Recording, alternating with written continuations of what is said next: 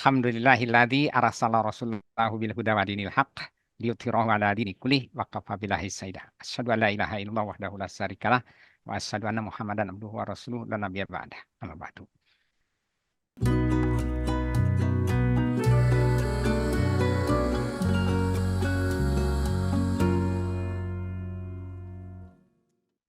Ya, terima kasih. Ini suatu penghargaan bagi saya dan suatu mudah-mudahan merupakan the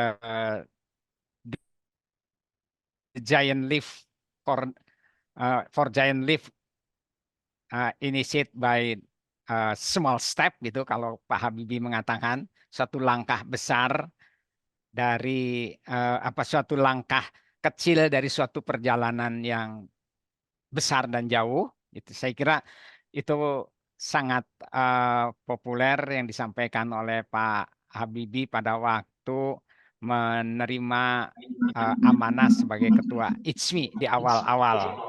Nah, saya kira ini juga sebenarnya yang menjadi pemicu pertama saya bagaimana mencoba mengkaitkan Al-Quran, mencoba mencairkan sains dengan Al-Quran.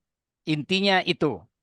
Dan kemudian sebagaimana yang tadi sudah disampaikan bahwa perjalanan ini terus bertahap dan tentu sampai saat ini pun masih banyak kekurangan, belum sempurna.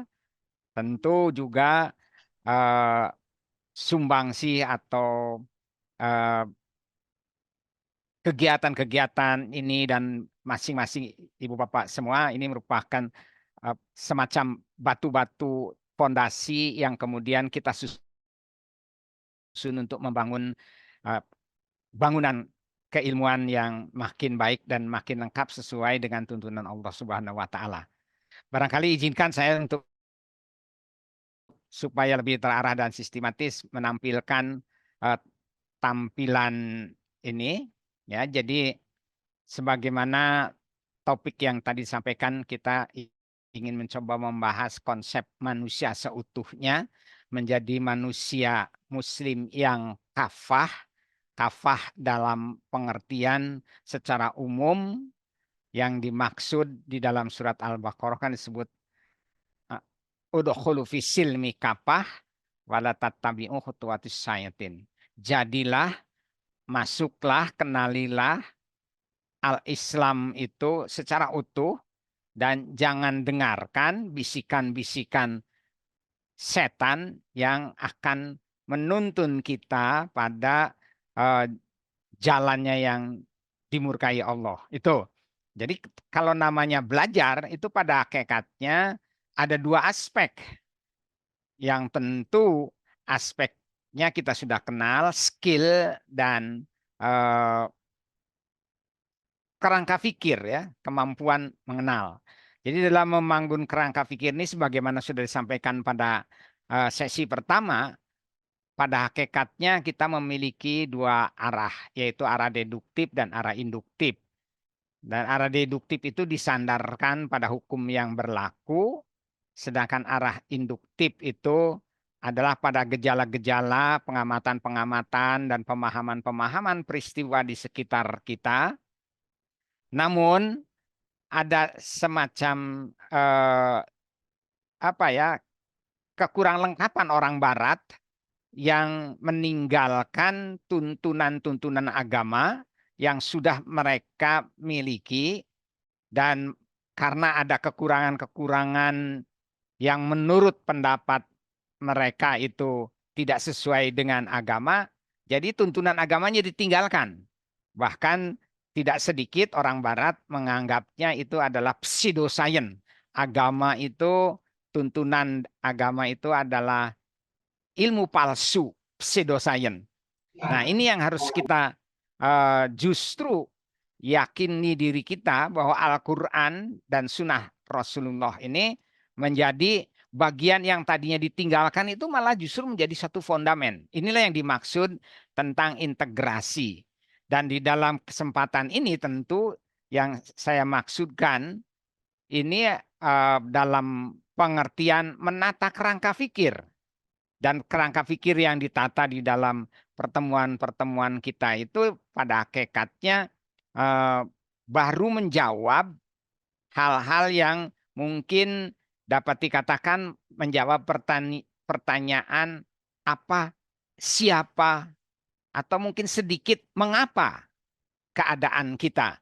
Belum sampai menjawab bagaimana selanjutnya. Karena kalau sudah mampu menjawab bagaimana itu artinya ya kita sudah kafah memahami tuntunan agama dan tentu dalam pemahaman sains. Sudah disampaikan bahwa materi kita ini saya mengusulkan ada 8, ya. Insya Allah 3 sesi pertama ini belum nyampe sebenarnya pada konsep sainsnya sendiri. Jadi mengenal diri dan lingkungan yang sudah disampaikan pada pertemuan pertama, lalu yang insya Allah sesi ini adalah manusia seutuhnya, yang ketiga sistem nilai, sunatullah dan sains, ketentuan agung atau golden rule, konsep kodar dan pahala, dan pengaruh dan interaksi, transaksi, dan kesetimbangan. Ini bagian-bagian yang keempat sampai ke-8 ini mungkin menukik betul kepada konsep sainsnya itu sendiri. Sainsnya bagaimana? Ini yang menjadi pemahaman yang harus kita dalami.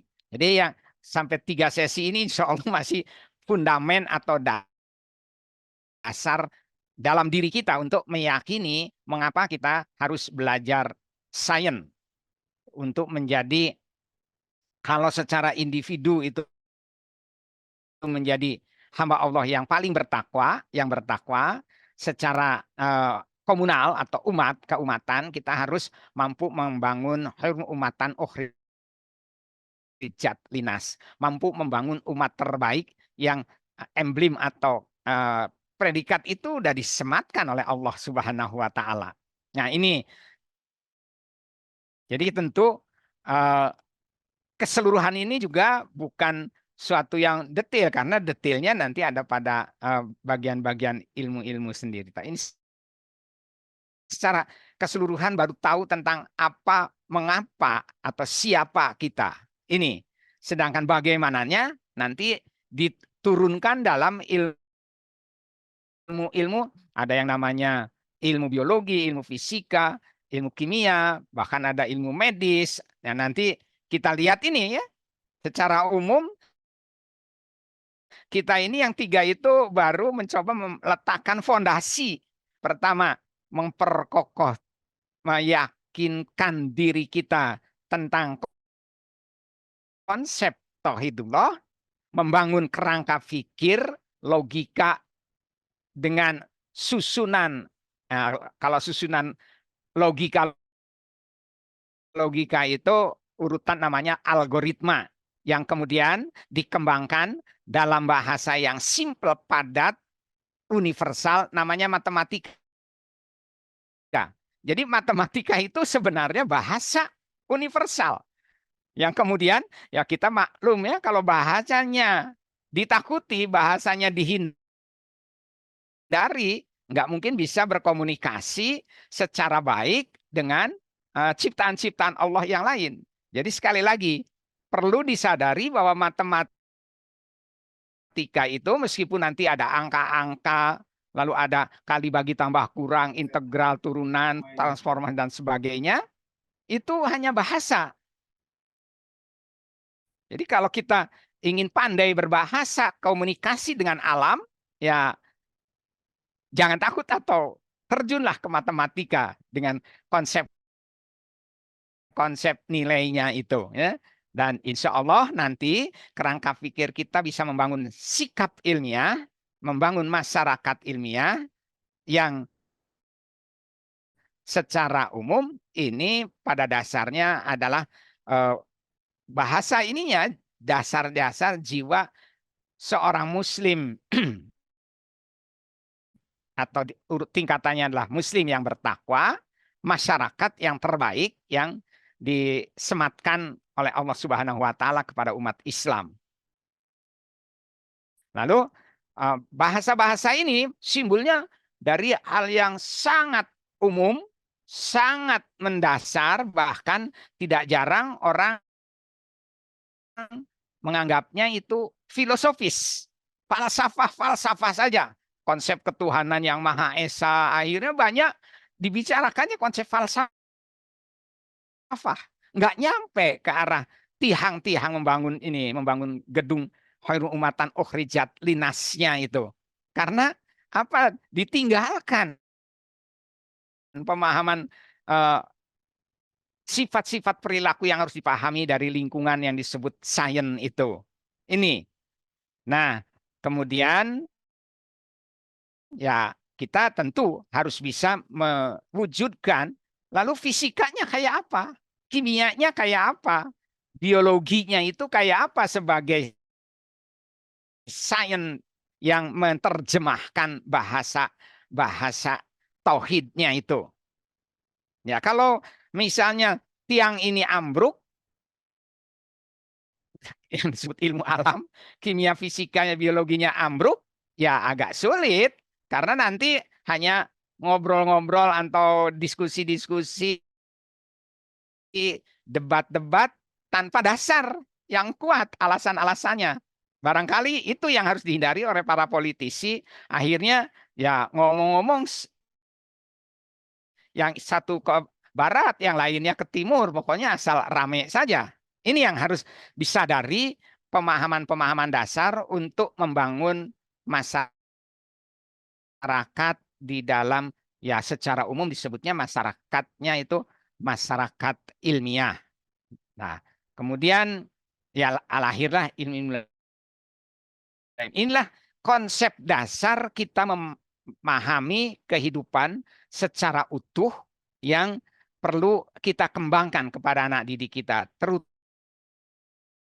sekali menghadapi kemajuan teknologi yang sudah kita masuki, meskipun boleh dikatakan ini baru gerbang atau ya sudah sedikit masuk ruang tamu, adanya robot, sistem kontrol komunikasi dengan bahkan sudah sampai 5G yang seolah-olah wujud real dari imajinasi yang tadinya itu boleh dikatakan abstrak menjadi hampir kenyataan.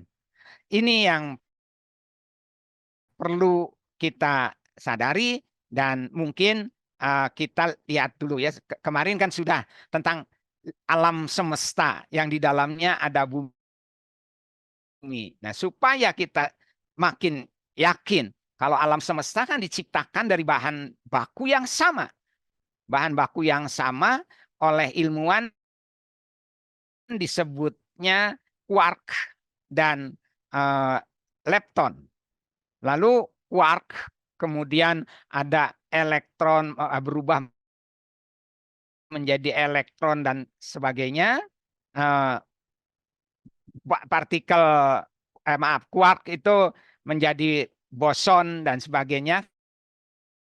Kalau lepton menjadi elektron dan sebagainya. Dan ketika boson itu menjadi bentuk-bentuk massa yang justru secara eksperimental makna keberadaan bahan dasar yang disebut boson itu baru ditemukan atau bisa diamati, bisa dilihat eksperimennya diumumkan melalui paper pada tahun 2012 kemarin. Jadi baru sekitar 10 tahun melengkapi bahwa Allah itu menciptakan dari bahan dasar yang sama untuk seluruh alam semesta, termasuk yang kecil sampai yang makrokosmos, galaksi segala macam, bahan dasarnya sama, yaitu lepton dan quark atau elektron dan boson dan sebagainya itu. Dan kemudian muncul pertanyaan, lah kok ada makhluk hidup di bumi ini, diantaranya namanya manusia. Lalu bagaimana?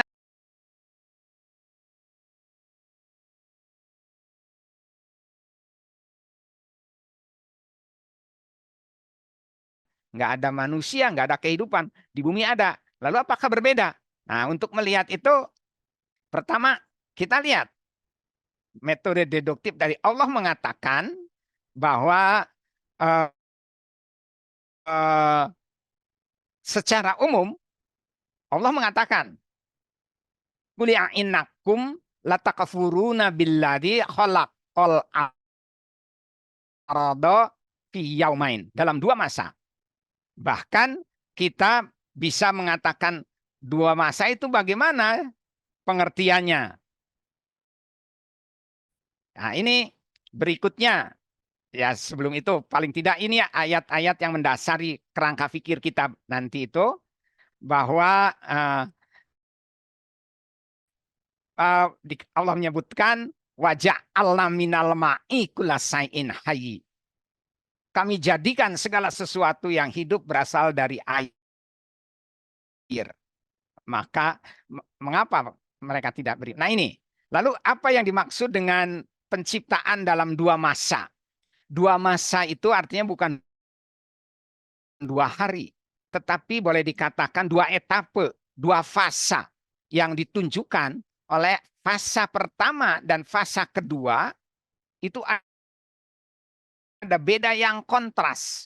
Baik, kita lihat pada fasa pertama, bumi itu muncul dari matahari, matahari yang berputar melemparkan sebagian, sebutlah tubuhnya atau sebagian kandungannya, yang kemudian nanti ada menjadi Saturnus, Mars, Uranus, dan sebagainya yang disebut planet. Salah satu bagiannya itu bumi. Bumi yang terlempar dari matahari pada waktu itu berwujud kabut panas yang sangat tinggi temperaturnya. Jangankan di dalam intinya, di luar permukaannya aja temperaturnya minimal 6.000 derajat Celcius. Dapat dibayangkan 6.000 derajat nggak akan mungkin ada, jangankan bentuk padat, cair saja nggak ada, semuanya gas panas. Lalu karena terpental dari matahari, menjauh dari matahari, yang lingkungannya boleh dikatakan belum ada apa-apa, jadi sangat dingin, lalu menggumpal, masih berupa bola yang relatif ada padat. Nah, satu hal yang perlu kita sadari atau kita ketahui, bahwa bumi yang terlempar dari matahari itu ukurannya, bahan yang terbawa, kepadatan dan ukuran serta jarak terlempar dari matahari itu menentukan apa yang oleh para ilmuwan diketahui sebagai percepatan gravitasi, atau lebih ini lagi umum menyebutnya gaya tarik gravitasi.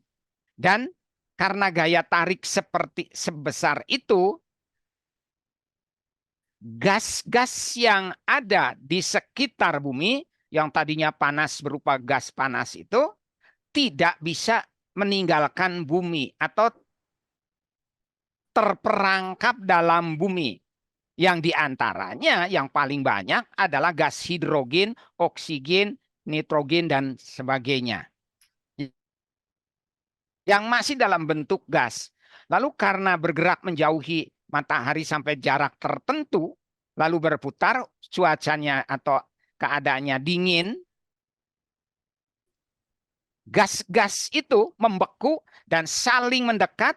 Bagi yang memiliki afinitas tertentu yang paling kuat, dia akan saling bergabung menjadi bentuk senyawa. Senyawa itu terbanyak tentu adalah hidrogen dan oksigen, jadi air. Maka karena temperaturnya sangat dingin, yang terbanyak itu air, jadi es. Tentu di dalamnya juga ada gas metan yang dalam bentuk padat, atau gas-gas lain dalam bentuk padat, tapi masih berupa padat. Sehingga inilah fase pertama dikatakan bumi itu diselimuti oleh es, atau orang menyebutnya zaman es. Tapi di dalam bumi itu masih sangat panas dan banyak sekali gas. Dan karena gas itu kecenderungannya ingin keluar terpental dari intinya, menerobos mencari celah-celah, muncullah ledakan yang oleh kita mungkin disebutnya seperti letusan-letusan gunung. Padahal itu adalah keluarnya gas dari perut bumi. Dan kita tahu di permukaan bumi itu ditutupi es yang paling banyak, selimuti es. Nah, es itu kalau kena panas ya mencair. Maka dimulailah fase kedua terbentuknya bumi, mencairnya es di permukaan. Ya kalau gas saja nggak bisa keluar dari bumi, apalagi air menyelimuti bumi, maka disebut atau kita bumi ini memasuki fase kedua, hari kedua, masa kedua. Mulai padat ada air, dan air inilah yang menjadi inti ketika gas-gas dari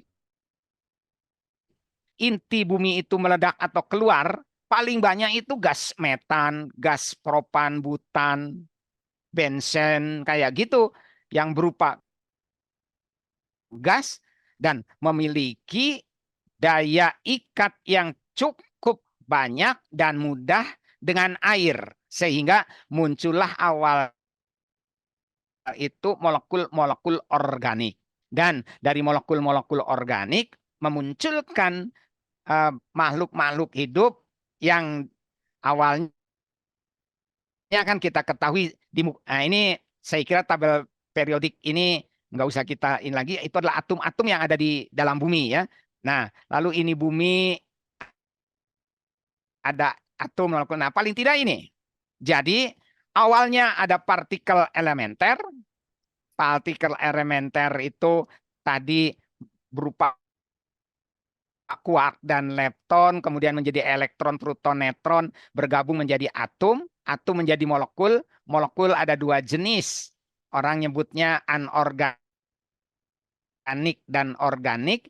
Yang anorganik itu jadi benda-benda seperti batu, seperti molekul-molekul belerang dan lain sebagainya. Molekul organik ada yang nyebutnya jadi polimer, ya menjadi benda seperti getah-getah atau karet dan sebagainya, plastik juga. Lalu ada yang biopolimer. Biopolimer ini kemudian sebenarnya biopolimer ini hanya ada 4 jenis molekul, yaitu adenin, simin, sitosin, dan guanin. 4 molekul inilah menjadi cikal bakal yang kita kenal DNA dan RNA, dinukleasid dan riboksinukleasid. Dan DNA RNA menjadi sel. Sel itu ada 3 jenis. Yang paling sederhana namanya virus, yang agak baik ada agak sempurna prokariot, yang paling sempurna itu ekariot. Nah, disinilah kita kenal virus paling sederhana, prokariot. Kalau virus nggak ada dapur, nggak ada tempat masak. Pokoknya dia hidup hanya karena sumbangsih kondisi lingkungan luar. Karena itu dia bisa hidup kalau nempel ke sel-sel yang lain, makhluk yang kita kenal prokariot atau ekariot. Saya kira nggak perlu dibahas ini. Lalu prokariot ini dia mampu berkembang karena sudah ada dapur di dalamnya. Ada bagian-bagian yang memasak masukan dari lingkungan, baik gas maupun cairan, tapi masih sangat sederhana. Kemudian yang ekariot, ada yang ya lebih sempurna, ada dapur yang sudah terbagi-bagi fungsi dan tugasnya, tetapi yang relatif ada 3 tingkatan. Yang sangat sederhana itu adalah vegetal atau tumbuhan, lalu yang meningkat agak lebih baik itu menjadi sel-selnya hewan, tapi yang paling ini adalah sel ekariot manusia yang kemudian relatif paling sempurna sehingga berkembang menjadi sel manusia. Jadi secara skematik ini ya, mula-mula ada puzzle 4 jenis molekul organik namanya adenin, simin, sitosin, dan guanin. Molekulnya bergabung menjadi rantai panjang namanya DNA RNA. DNA RNA ini bergabung lagi panjang ya minimal 10 DNA, molekul DNA dan RNA ini bergabung nanti menjadi genom. Genom inilah yang menjadi cikal bakal, ya sebutnya gen, cikal bakal dari sel. Virus nggak akan jadi apa-apa, sampai sekarang tetap jadi virus. Kalau prokariot ada menjadi lumut, ganggang, bakteri kayak gitu. Dan kemudian ekariot ada yang menjadi cicak, kadal, sontong, cumi-cumi, kodok gitu. Lalu yang lebih tinggi lagi namanya ada gajah, kambing, kuda, sapi kayak gitu. Ular, ular masuk pada yang pertama. Kemudian yang ketiga itu menjadi manusia. Nah, inilah hal-hal yang berkaitan dengan wujud fisik manusia. Jadi ini dimensi pertama. Manusia itu sama dengan virus, sama dengan kodok, sama dengan tumbuhan yang dibangun oleh atom-atom, molekul-molekul fisik. Itulah yang dikenal sebagai dimensi jasmania. Terus, nah, di sini kita lihat bahwa manusia itu diciptakan atau dibangun oleh 3 dimensi. Yang pertama dimensi jasmania, ya ada tangan, ada darah, ada hormon, ada serum, ada tulang, yang jadi segala macam itu dibangun oleh atom-atom, molekul, molekul yang sama dengan genteng, sama dengan bata, sama dengan air, sama dengan kodok gitu. Atom-atomnya sama, dimensi fisik jasmania. Kemudian yang kedua dimensi ruhiyah. Ini berbeda. Kenapa? Karena ketika manusia dibangun pertama dari dimensi jasmania, tumbuh berkembang itu dalam dimensi jasmania, fisik. Lalu Allah memasukkan dimensi kedua, yaitu dimensi mungkin secara umum namanya dimensi kejiwaan atau ruhiyah atau ada yang disebut nafs. Ini. Dan dimensi ketiga ketuhanan, rububiyah atau ilahiyah. Kenapa? Nah, kita lihat. Jadi kalau dimensi manusia itu yang pertama bersifat kebendaan, perilakunya perilaku fisik, berlari, berbicara, menangis, itu dimensi fisik ya kaitannya dengan molekul-molekul atom. Sedangkan ada lagi dimensi ruhiyah itu menggambarkan kehidupan yang relatif lebih utuh. Maksudnya lebih utuh karena belum kafah betul ya. Karena banyak justru sampai meninggal juga yang belum kafah kehidupannya. Karena dia tidak mengenal dimensi rububiyah atau dimensi ilahiyahnya. Semuanya tentang hidupnya dikira dunia saja. Jadi dia belum utuh manusia itu. Pokoknya hanya samalah dengan kuda, hanya taunya makan, lari, loncat-loncat, hanya gitu. Lalu cuman ini masih ditambah lah, pengen berpakaian, pengen punya rumah, tapi belum mengenal dimensi ketiga, jadi belum kafah hidupnya. Nah, kita lihat, jadi bahwa sifat-sifat jasmania itu dibatasi oleh lingkungan duniawi semata, karena atom-atom dan molekul itu kan sifatnya duniawi, karena kita meninggal udah ditinggalkan, itu pinjaman dari Allah, sebutlah sangkar ruh itu ditinggalkan. Atom yang mungkin ada yang lebih dalam sedikit, kebendaan itu diikat oleh materi yang disebut massa dan muatan listrik. Muatan listrik dan massa ini sifat dasar yang oleh Allah berikan kepada seluruh alam semesta yang tadi dikenal dengan quark dan lepton atau boson dan elektron positron, massa listriknya itu ya. Kemudian sifatnya wujud ya berupa interaksi-interaksi jasmania. Lalu perilaku-perilakunya dikembangkan dengan memanfaatkan sifat-sifat atom dan molekul yang kita kenal dengan namanya teknologi dan seni, yang sebenarnya seni juga udah mulai masuk ruhiyah. Lalu cara-caranya menggunakan ilmu pengetahuan sehingga bersifat ketentuan ilmu pengetahuan dan teknologi. Lalu kalau dimensi ruhiyah saya katakan berbeda. Kenapa? Karena Allah sendiri mengatakan ya bahwa setelah terbentuk janin di dalam surat Al-Mu'minun ayat 16 itu 15 itu maaf 14 ya. Kemudian kami jadikan segumpal daging, dan segumpal daging itu kami jadikan tulang belulang, kami bungkus. Oh, kalau gitu ini Al-Mu'minun ini yang menjelaskan proses fisik, proses jasmaniah, dimensi jasmaniahnya. Sedangkan proses ruhiyah itu baru dimasukkan setelah jasmaniahnya jadi, yang dalam surat Al-Sajdah ayat 9 ini ya.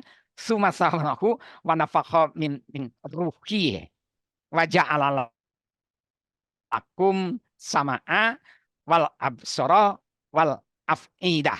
Nah, dalam dimensi ruhiyah dimasukkan, maka terjadilah interaksi antara kurungan jasmaniah tadi dengan ruhiyah yang mempunyai perilaku mengenal, memahami, mengembangkan sensor-sensor, tahu nanti senang dan susah, sedih,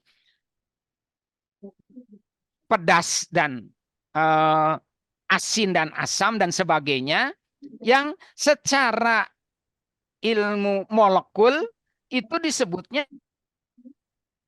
reaksi biokimia. Reaksi biokimia itu merupakan perilaku jasmaniah. Tetapi daya memori yang diberikan juga kepada makhluk-makhluk yang lain hanya tingkatannya berbeda. Manusia mengenal ini dingin, ini panas dari sensor tertentu yang ada di tubuhnya. Ini asin, ini manis, ini asam, ini gembira, ini senang. Semuanya yang mungkin secara jasman atau molekul atom itu disebut reaksi biokimia antara enzim dengan zat tertentu, antara serum dengan bakteri tertentu dan sebagainya. Itulah ditiupkan belakangan, artinya dimasukkan belakangan ke dalam dimensi yang sudah ada. Ya, entitasnya menjadi bertambah jasmaniah dan ruhiyah. Tetapi dimensi ruhiyah itu tidak datang sendirian. Datangnya itu membawa misi, membawa peran, fungsi, tugas, amanah yang disebut sebagai khalifah. Ya, wa idh qala rabbuka lil malaika inni ja'ilun fil ardi khalifah. Itu. Nah, ketika ruh masuk ke ini, kalau lupa pada dimensi ketiga, tertinggal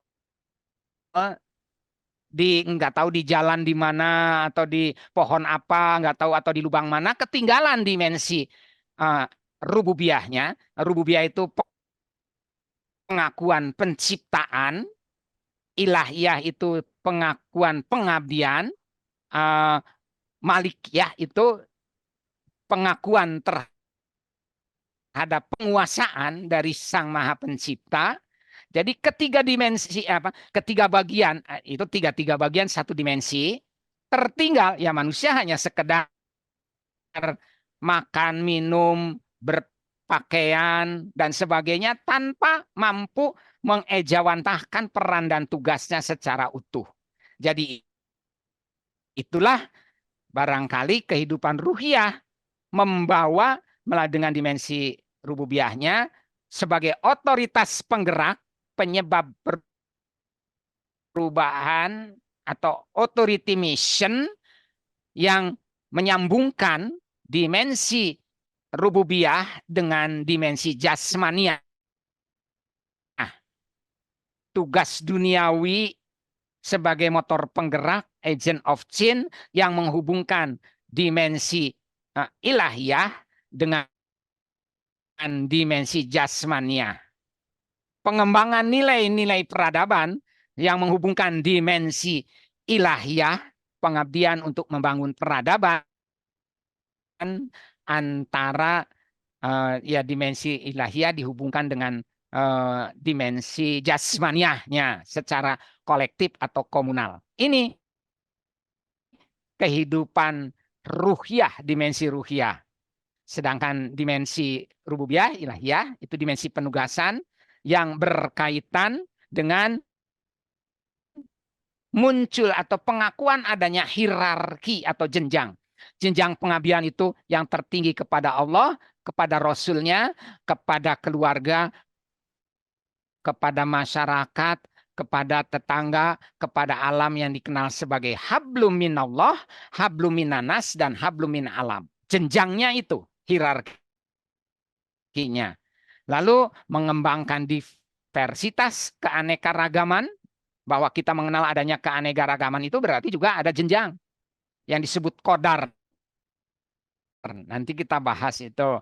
Lalu membangun penataan sistem kekhalifahan, menegakkan keadilan, dan mengendalikan kesetimbangan dan keharmonisan. Nanti kita bahas berikutnya tentang konsep-konsep nilai yang ada di dalam ini semua.